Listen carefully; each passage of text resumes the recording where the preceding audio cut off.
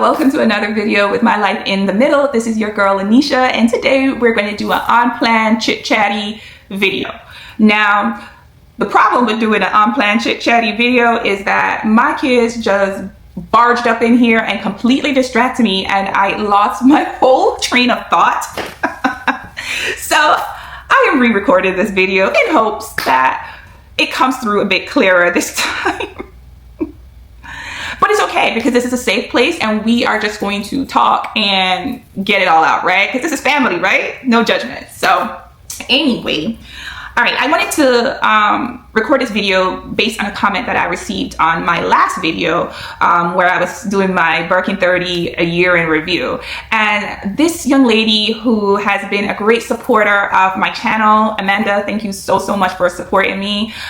She made a very profound comment / question, and I felt like it is worth, diving a little bit deeper into this question that she asked, because I'm pretty sure, maybe other people have wondered this, and, would like to know, because, during these uncertain times of life and finances in the world, people watch luxury YouTube and wonder, how do you feel about this? Where do you get the money? How do you save for purchasing luxury? Are you wealthy? What do you do for a living? That kind of thing. So let me share with you her comments so you can have a basis for where this video is coming from. So she said that I saw another YouTube couple, the handbag husband, and they talked about their first purchase of a Hermes bag. And they said an interesting thing, and I wanted to ask you what you think about it. Obviously, they got over the moon and was so happy when offered. But after they had bought it and they were back in their hotel, they both had mixed emotions and thought about returning it. It was like a mix of guilt and does it really make sense to spend so much money on a bag? And I think it was interesting and good of them to be honest about it, because most YouTubers don't talk about it. Because, like you said, even people who can or could afford it have not bought an Hermes bag. Because in the end, everything is an opportunity / cost situation, and the money could be used for other things. But I understand that for you, it was a gift to you, a recognition of your hard work and effort. But did you ever question it? So that was a very interesting question, and I did watch that video with the handbag husband and when they were talking about it, and I will link that video below so for other people for reference. The simple answer to your question is no. Now the answer is no when pertaining to my Hermes purchases or bag. But have I ever had buyer's remorse? Yeah. And I will kind of expound on the situations where I've had buyer's remorse. But in my Hermes journey, in the situation of my 2 quota bags, no. I did not have any buyer's remorse. I did not think about it and say, this money could have been spent on something else or been put to better use. No. And I will tell you why. I am not wealthy. I am not. By any stretch of it, I am not wealthy. I have attained professional success, and I would like to say I live a comfortable life. I work hard. I make a good income. My husband owns his own business and he makes a good income. But are we anywhere close to where we would like to be financially? Nope. We have big dreams for ourselves and our kids. And so even though we are doing well for ourselves, we have dreams and we have goals and we have financial things we would like to attain. And yeah, those things are still out there and lingering in our minds at all time. And that is why I named my channel Life in the Middle, right? Because I find myself being in the middle of 1, enjoying life, and 2, saving to attain generational wealth, right? Now, it's a hard place to be because at the end of the day, I have dedicated my entire life to helping others. And I work hard. I do. I work very hard.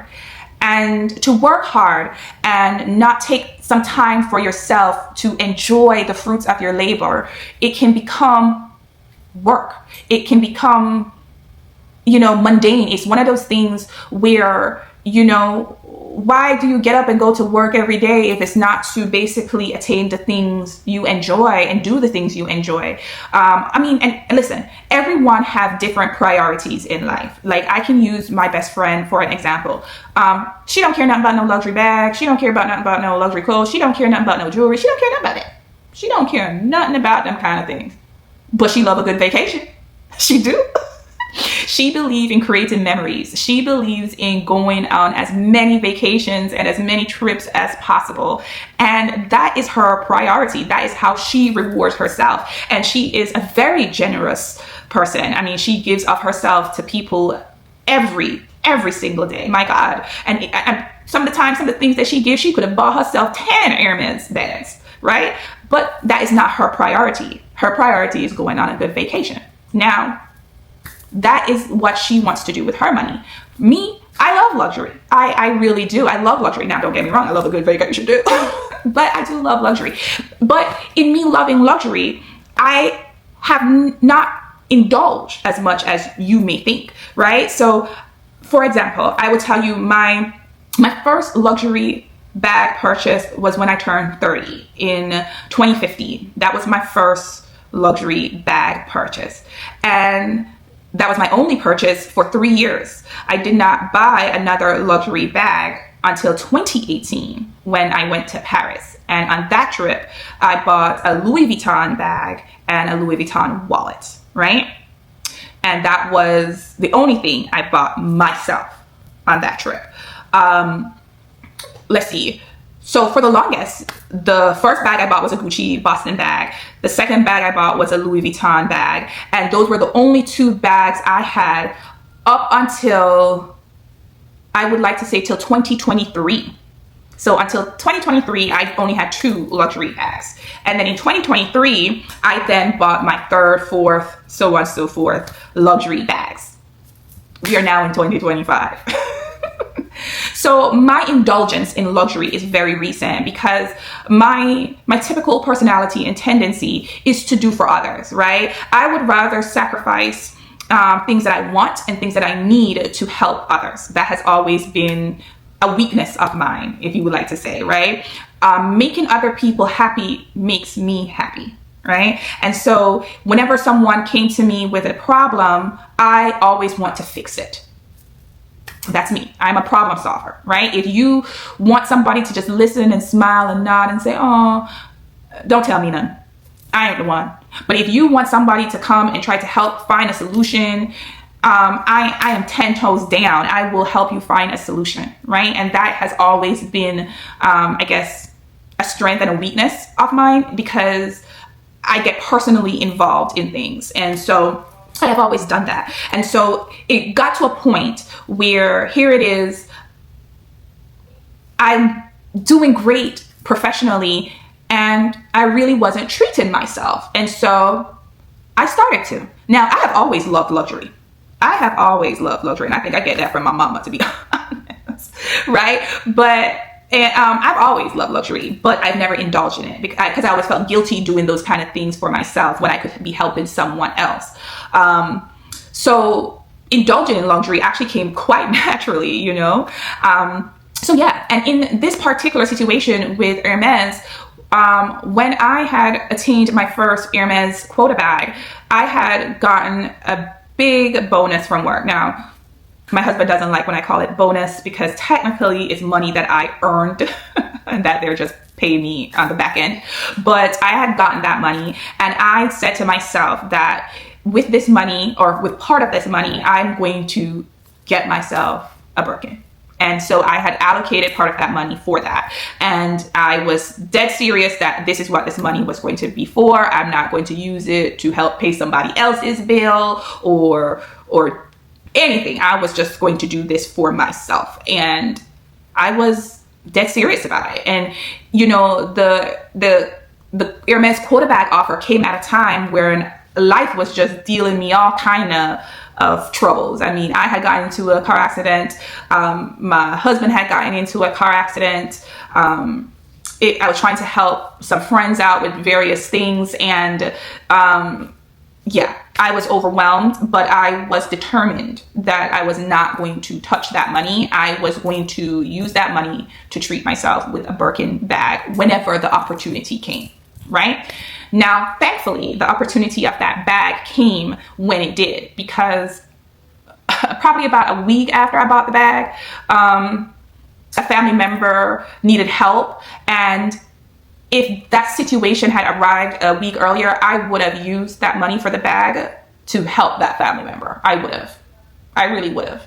And so I had a sense of relief. I had a sense of relief that, oh my God, I was able to do something for myself. I was able to stick to this and say, I am doing this for myself regardless, right? So the timing of it was perfect, you know? So that's why I don't have any second thoughts about the bag, because I felt like it was something I needed to do for myself. Now, some people might say, well, Anisha, you could have spent that money on a vacation. You could have spent that money somewhere else doing something else. Why it had to be a bag? And as I started the conversation with saying, we all got different priorities, right? We all love different things, you know? I mean, some people spend money on lashes. Some people spend money on getting their hair done every 2 weeks or getting their nails done every 2 weeks. Some people spend money on Starbucks. Some people spend money on going out to restaurants and eating. I mean, we all got different priorities. We all got different things that we like, and handbags is my thing, you know? So yeah, so that's why I haven't really thought about it in a negative way. Also, when I got my second quota bag, I waited until I knew I was able to buy it cash, and not have to interfere with anything else to get the bag. Now, you might say, well, Anisha, you don't know when you're going to get an Hermes quota bag. And you are right, I don't. I did not. But I did go to my SA and say, hey, don't offer me none. Girl, if you're thinking about me, thank you, but just don't offer me none. Don't offer me none, because I don't want that kind of temptation. I didn't want to have to be swiping cards and doing all that. Nah. And I think if that was my situation, then yeah, maybe I would have some buyer's remorse. If it was something where I was swiping a credit card and now had to pay for it, you know, on a monthly basis with interest and stuff like that, then yeah, I probably would be thinking about it, because that's a monthly tax, you know, that's a bill, and I don't want another bill, right? So I think that was the difference with me, with my particular Hermes journey. Now, I think with this couple, they went into the Hermes store and they did not have any expectations of getting a bag or not. It was a pleasant surprise that they got offered this bag. And it was one of those things where, oh my God, I didn't think this was going to happen, but now it has happened. I don't know if this is going to ever happen again. So I feel the need to jump on this opportunity. And therefore, yes, I can see where that pressure comes, where, oh my God, I got to jump on this opportunity right now. And then you do. And then after you do, and after the excitement clears, then you're sitting back and you're thinking, should I have done that? I didn't really plan to do that at that time. You know, should I have done that? Was that a good idea? And you can have that inner turmoil. I can definitely see how that situation can happen when you're caught off guard, right? And sometimes that's the thing that some people love about Hermes. They love being caught off guard. They love the surprise, right? But for others, it can be a weight. It can be like, ooh, well, you know, I have vacation plans, or I have something else, and I plan on buying a house, or I plan on buying a new car. And so this wasn't exactly in my budget at that time. So, great surprise, but I probably should have thought about this a little bit more, right? So I can see that. I can really, really see that. Now, my buyer's remorse has come into play when it comes to sales, right? I have always been a sucker for sale. I'm not even gonna lie. I've been a sucker for a good sale. And sometimes because something is on sale, I will buy something when I don't need it. And then I end up not using it, or I don't truly love it, so then it's a waste, and then I tend to have buyer's remorse. So that's where my buyer's remorse has come from. You know, the idea of, ooh, this is a great price. It's on sale. It's 50% off. Maybe I should go ahead and get it because it's 50% off, and not really thinking about how I'm going to use that item. If it's a piece of clothing, where I'm going to wear that item, you know, how I'm going to style it or whatever. And I just buy it and then end up sitting in my closet collecting dust, you know? So I have learned that not because something is on sale don't mean I need to purchase it. I have learned to now shop with purpose, to sit, to plan, to really think about items before purchasing. That is okay. You know, it's okay if you come, you look at something and then you leave and then you come back, you know, because, you know, I'm a Scorpio. I can be impulsive, right? So I have learned to do that and to not allow myself to get caught up in the atmosphere of a sale or a good bargain, you know, kind of thing. And, you know, by all means, I'm a shopper. Hi, my name is Lanisha and I'm a shopaholic. I am. I absolutely love to shop. But what I've realized about my love for shopping is I love the hunt. Right? It's not so much about the acquisition of something. It's more so about the hunt. I like to go, I like to look, I like to see, I like to feel, I like to think about it. Then I like to go research it. That is the fun of shopping for me. And so now that I have recognized that, then I try to focus more on the hunt than the acquisition.